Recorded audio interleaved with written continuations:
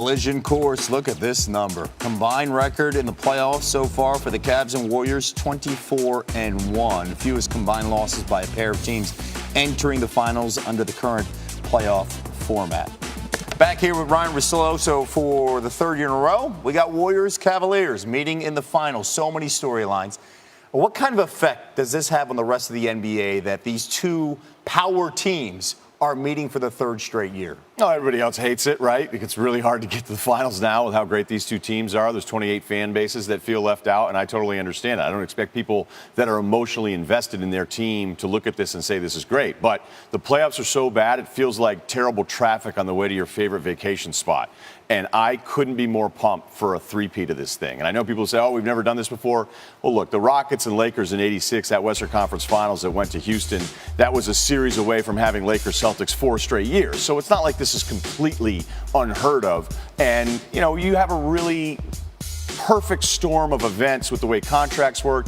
Curry's injury keeping his salary down, the cap space jumping up monstrous numbers in a very short amount of time that put these two teams together, especially on Golden State's side. So I do think this is a bit cyclical, but I don't know why with the drama. And the NBA sells drama, I think, better than any other sport. It's incredible. The offseason is incredible because of this stuff. But I understand people not loving it, but you got to kind of just get over it and sit back and enjoy the fact that, like, I'm not as confident in Golden State, as dismissive as Cleveland as so many other people are. And that part of that storyline, can LeBron actually do this again like he did last year, coming back down 3-1? Can he beat this great Golden State team again? Like, that's a huge, huge chip to grab for him. Yeah. Real quick, revisionist history, because all of us grew up in the 80s and watched those Celtics, Lakers. That's what we expected. The Sixers, we won Lakers. every time. Right. It felt like it was good for the league, and it felt like fan bases were like, yeah, I want to see that matchup. What's different this time, I guess?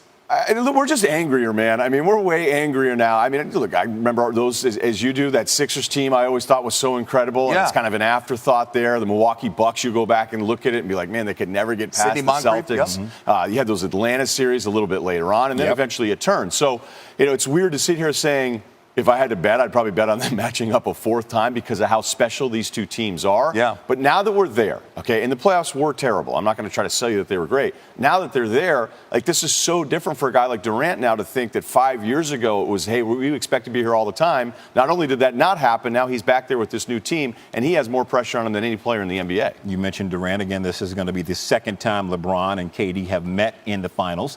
These two former MVPs met back in the 2012 finals as members of the Thunder and the Heat, and both carried heavy loads for their respective teams, both playing over 40 minutes a game, both scoring around 30 points and accounting for about 30% of their team's scoring.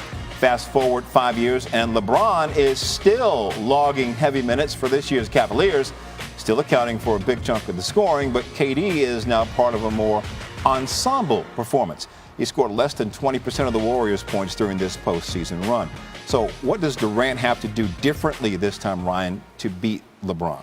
Well, it's such a different group. I mean, it's not even just a different team, the mentality. And Durant's even pointed this out. Like, when you're there that early with that group that was all 22 and 23 years old, you're going, we expect this to happen all the time. The head-to-head numbers are very impressive, but the closing numbers for Durant haven't been as good. But the one benefit that Durant has here is that it's not just going to be him with LeBron. They've got like 4 bodies, whether it's Clay at times, Draymond's numbers against LeBron, or Iguodala 2 years ago in the finals. There's really 4 bodies that you can send at LeBron and keep everybody fresh. So we expect Durant to do what he always does offensively. He's been great defensively, really, for the first time this year in his career, but it's not going to be on him. Who's it going to be on? I expect to see a little more Draymond on him because they don't need as much from Draymond now offensively because of Durant. Stay on the court. That was the difference in the that last would help spot. this time. Finish the series. I'm just looking forward to it. Yes.